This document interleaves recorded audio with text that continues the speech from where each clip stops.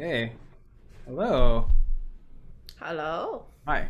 Can you hear me all right? Yes, yes. Yes. Okay, great. Zoom is still working. It's been put to use over the I past know. year or so. I know. Just after teaching for the entire year and a half, I just recently had the reduced amount of Zoom time, which is Mhm. nice. Yeah. Well, just when you got out, I'd drag you back in. Sorry. Great to see you, regardless. Yeah, yeah, you too. Yeah. Yeah, so we've been doing these interviews, kind of Zoom interviews, remote interviews for Shot Project Shot New York, and I've just been curious to ask composers, how things kind of have been different over the past year, how things have changed, how their approaches to music have changed and been altered, for the better or for the worse. Unfortunately, that's also happened. And to ask people about the projects they've been working on, the things they've been excited about, and kind of what's coming up in this amorphous summer where there is a glimmer of hope, that physical proximity and the kinds of music making that we all used to love, being in a room or a place together, physically together, will slowly return.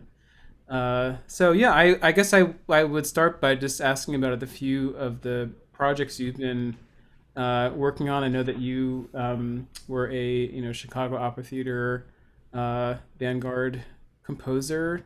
Maybe if we can talk about that a bit. Yeah. Weirdly enough, this whole time I've been participating in their rehearsals and workshops and performances, partially online, partially in person. Mm. So I've gone through frequent testing, period to period, and then put on mask and sit behind plastic glass and just hearing singers rehearse, which is really, really powerful at this time. Nobody hears live performance. You hear the size of the voice and the bodily vibrations in the same room behind the glass. And as part of residency is to learn the precise, voice types and repertoire and techniques. So I also wrote four songs. Because of COVID, there was no piano, right? It's just Mm. solo voices for different voice types and setting texts, the Chinese texts from the Song Dynasty poet Su Shi, and there's other poems. And then I realized after setting those, all of them are about thinking about a friend or imagined friend or climbing up a big mountain to see a friend. I was not really intentionally picking those subjects, but then the four of them end up like that. Mm. That was a good experience. It was, well, over a year ago already. Wow. And at the beginning of pandemic, even earlier, I think the first thing I did was for Jenny Cole, her Alone Together project. We talked, and it was the beginning. It was in the first week I wrote this short violin piece. That's at the beginning of pandemic. We started to hear a lot of sirens going on Mm. in High Park, where we live. We're not far from the hospital. Right, of course. And another short thing I did was the Gabriella Leila Frank Music Academy. They commissioned composers and paired with musicians for fundraise. And I set a text by a friend, writer Lucy Corin, Mm. about post-apocalyptic situations. The one that said was the person was obsessed with hygiene, Mm. and it's called bathing. So it's like speaking and talking and speaking and talking. Um, yeah, that one. And then some projects got canceled, Mm. but meanwhile we have a child at home running around, which every parent knows it's intense, but looking back it's really precious. You have the kid around anytime, she can check on you, Mhm. and you go out and walk with her, and other neighbors in our neighborhood, our community, go to this park downstairs, and Mhm. you get to know every single person. And Mhm. because you have a child, then you get to know all dog owners, for instance, and then you talk about what you do, from a distance, Right. which I never felt was part of this community because I was commuting Mm-hmm. before. And then towards the end of last year, I got a call from Ellen Reed, and she was telling me very excited about the project she's working on with Boston Lyric Opera, um, which is a TV opera. Mm-hmm. So I said, what is a TV opera? Is it a TV show or is it an opera? Is it opera for the screen, like Mad on Demand, Uh-huh. She said, no, it's not, that is, sometimes it's singing, sometimes it's acting.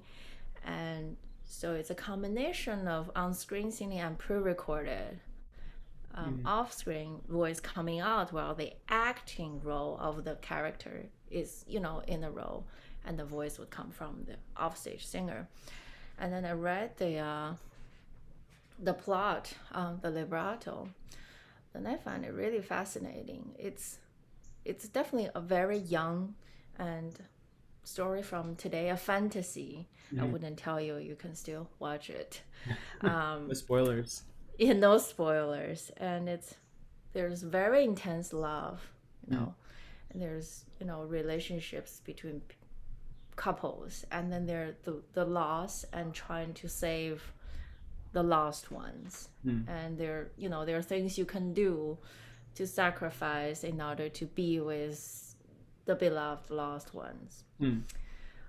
And another fascinating aspect of this work is there are 8 episodes of the entire opera. Each episode is between 10 and 15 minutes, Mm. very short. Right. But they are commissioning 8 different composers. Right.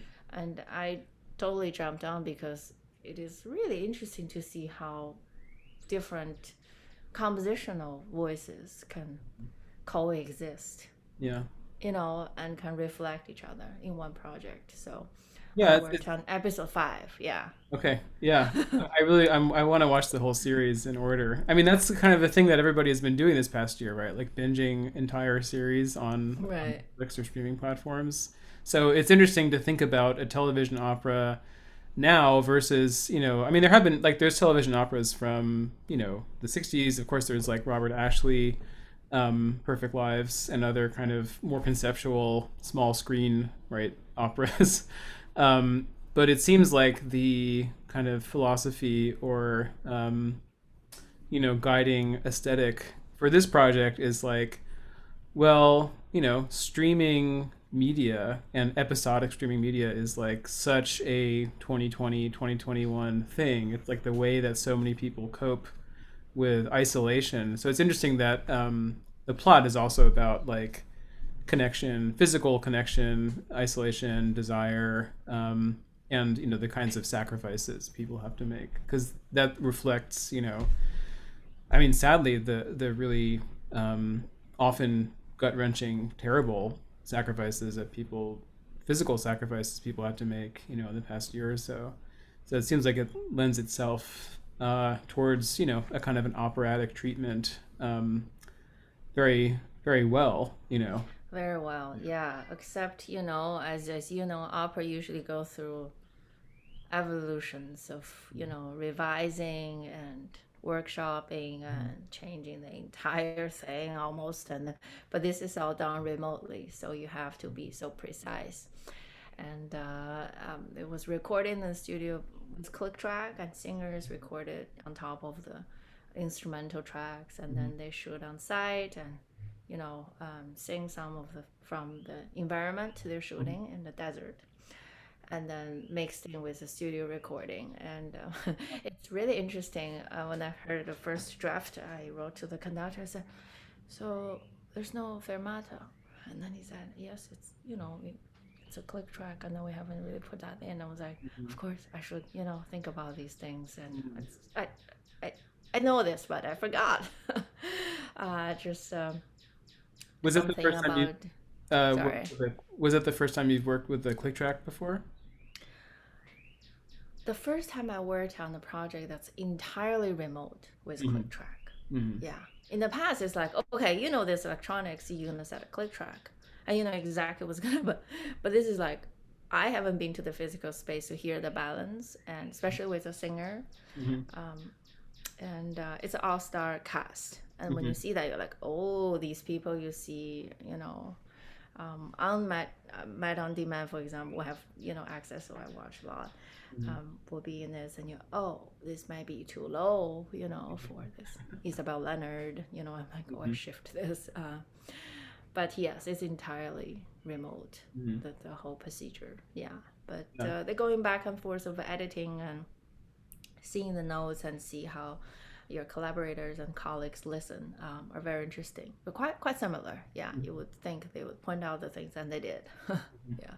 Do you feel that working in that way, totally remotely, had an impact on, or an effect on the kinds of music you wanted to create for the show?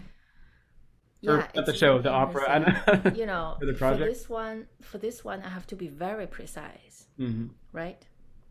Because you can't really give the singer more time by cueing, right? And or pushing it forward, right? So there's no elasticity Hmm. in the time. So you have to be really more precise than the normal score.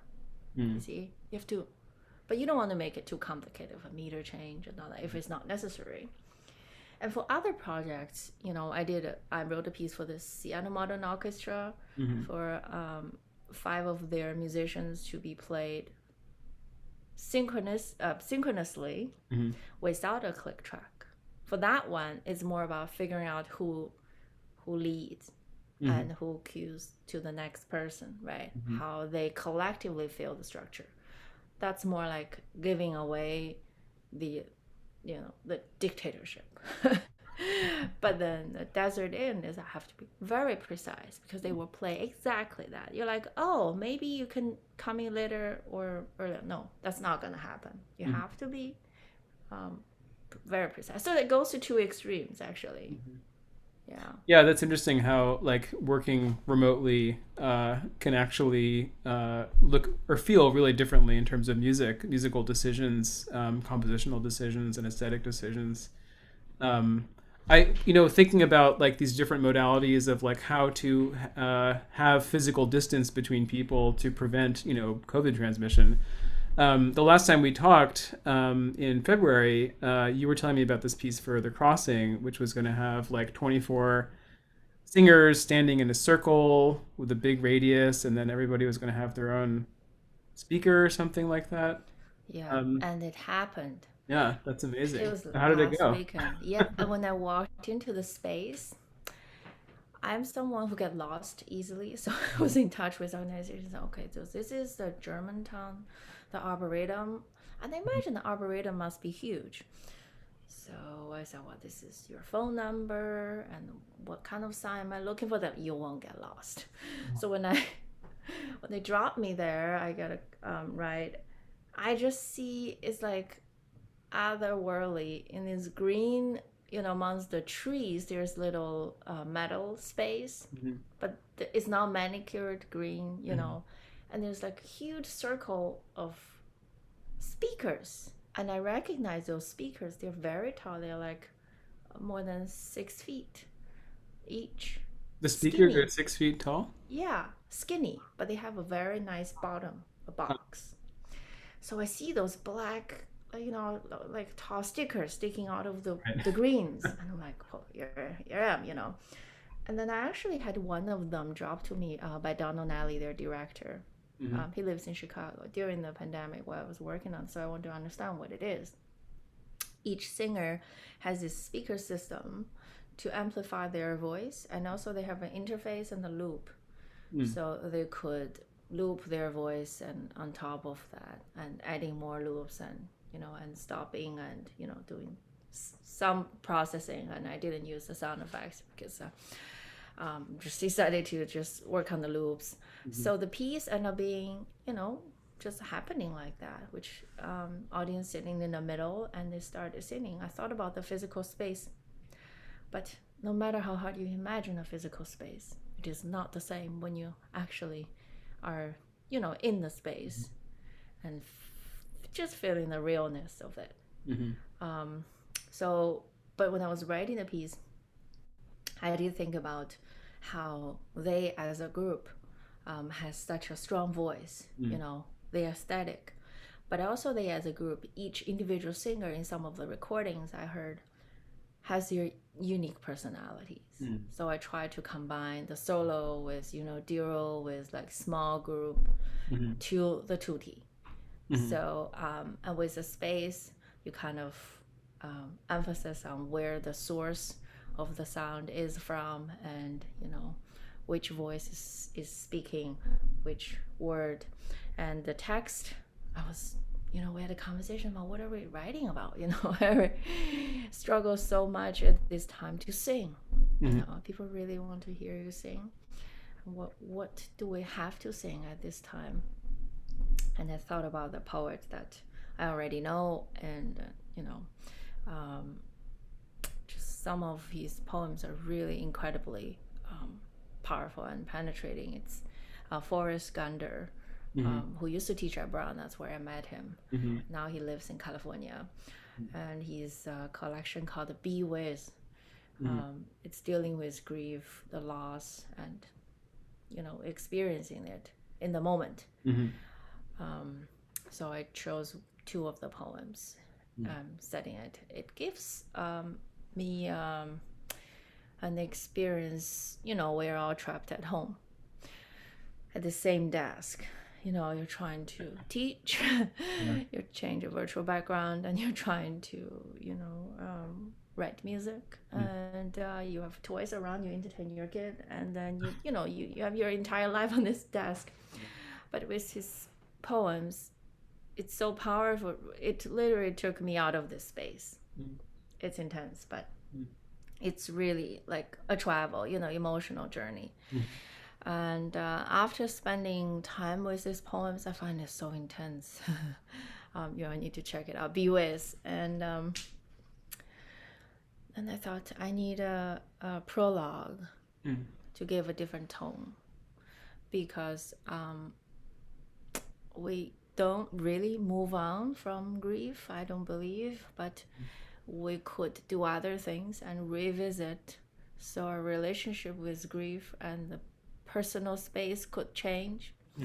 So I thought about, he loves nature too, and translation between different language and and English, and being a geologist before. So the prologue is wordless and just a lot of layers of speaking with nature, almost like. And then when the words come to what closes, and then luminous, what opens, and then dark, you feel like I'm trying to tone it with more hope. Yeah. What was the experience like? Were you so the speakers are placed in a circle? Did you compose the piece with a kind of a spatialized element for like individual voices, or were they groups of Yes, there are solo voices. They're calling and responding from different spots, and they're 3 calling other 3, 6 calling the other 6, and tutti, and they're half. They're they're very low bass, singing a low E solo from this spot to the next, and then to the next. There are different combinations, which the specialization allows you to experience. And I try to translate this space to our relationship to people we cannot see, and people we think of, like all my family, they're in China. I haven't seen them for a long time because we just couldn't travel and see how intense it got, and now still we don't know if I can travel back, without much of the hurdle, and if they could come.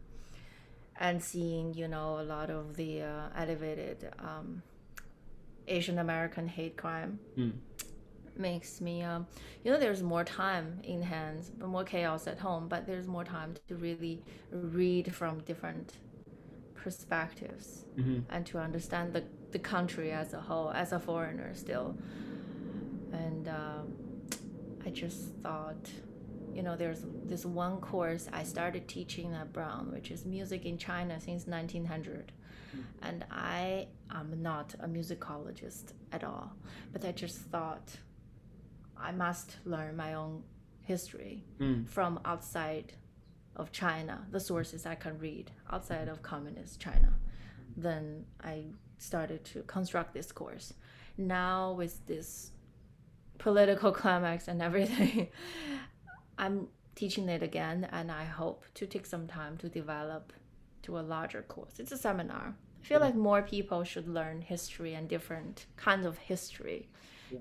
It's basically it's not Chinese music, pure Chinese music at all. It's Western music coming to China, and what happened after that.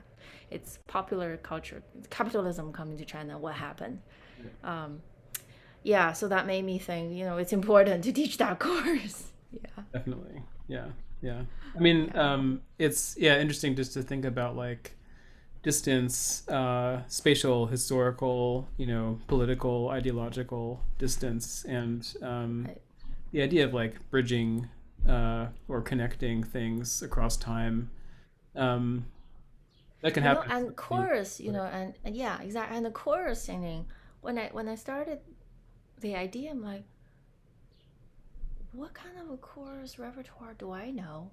I went to the Beijing Conservatory. I was taking I sing all the repertoire, Bach and everything. But then when I was growing up in public school, we sing the kind of propaganda songs as kids, There's no chorus, just most likely just unison. Right. Octaves. Let's say out of tune. Yeah. Straight tone. So in each culture, chorus sound different, right? And the aesthetic is kind of like a default, right? When you hear Russian chorus, even in the Russian opera production, like the nose, and you're like, that's different from American chorus and all that. I thought about that too, and this opportunity is kind of like amazing because they're open to experimentation, and then we can see what we could make, and associating physical space with this harmony. We have to sing, and pitches and noise. It's really fantastic, and not everyone sits in a different spot.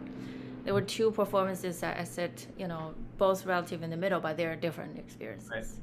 Well, I was just thinking about this because your back is always going to be turned to one, right? So there's always going to be like a kind of a proximity of like what's in front of you, what's behind you, what you can see, which right.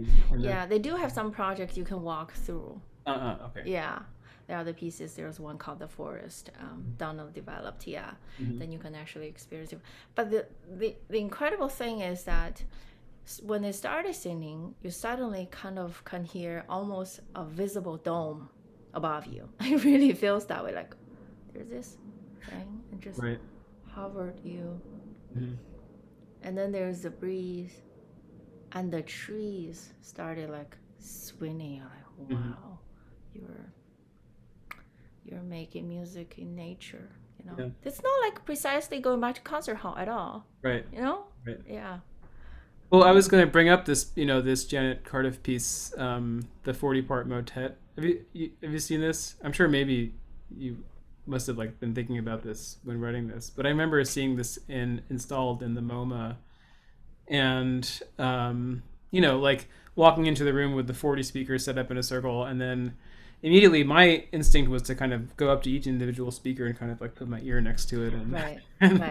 But except I know exactly. That's kind of like very similar, but except this is speaker behind the speaker. You have a person. Right. I was going to say like that in that piece, it's very carefully controlled. It's in a room in a museum, and it's on a loop, and it's a set recording. But doing a kind of a live spatialized performance with an actual live singer, with amplification, strikes me as like very, very different than that kind of. Right. They have a headset, but still they're trying to listen acoustically too. Right. It's like a mountain song, right?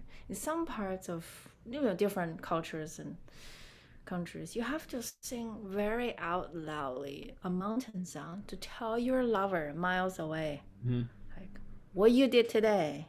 And it's like, you sounded amazing today. I miss you. And it's like really loud. I was thinking about mountain sounds too. So Yeah. some of the settings, I just let it sing, really sing, and project the vowels and Hmm.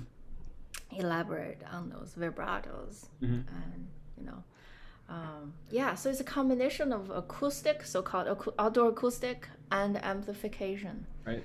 Yeah. I think it's a quite marvelous design for the ensemble to come up with the idea and keep Yeah. their, you know, music, making still Mhm. very live. Yeah. Yeah. No, it sounds amazing. I hope that there will be some kind of spatialized audio recording. Maybe that would require a complicated home setup to recreate. Yeah, maybe they will try to perform it in the indoor space to Uh-huh. record, and Right. yeah, Right. yeah, Yeah. definitely. Cool. Um, so yeah, I guess like I don't know, thinking about moving forward in the future, like do you feel like this past year, year and a half, past period of COVID has changed the way you think about music or do music, or what kinds of changes are you feeling kind of right now going forward? I think people like myself and you and many other who are fortunate enough to still be doing what we love to do have to realize how lucky we are, Mm. um, having the time and space to do this, and we must do our best to do a good job of a best job of what we can. And I think it's really important to realize some of the music will be written for the headphones. Some of the music will be back to the stage, and they reach to different people, and maybe they won't reach to a lot of people, but maybe they might sit online like this interview. Hmm. Maybe in the far future somebody will click on it, Right. which is like flipping a random page of a diary of a person. Hmm. And I find that kind of interesting and Mm. meaningful. Yeah. Yeah. And of course I look forward to hearing more live music, and I hope there are more opportunities to compensate musicians, to get through, Yeah. to make up what they've lost. Yeah. Yeah. Definitely. Yeah. Yeah. I'm with you 100% on that. Yeah. Yeah. Okay, great. Well, I don't want to keep you too much longer, but this has been great. Thank you for taking the time out to talk with me. Well, And thank you. yeah, Yeah. very welcome. And we'll talk. Yeah. Okay, thanks. Bye.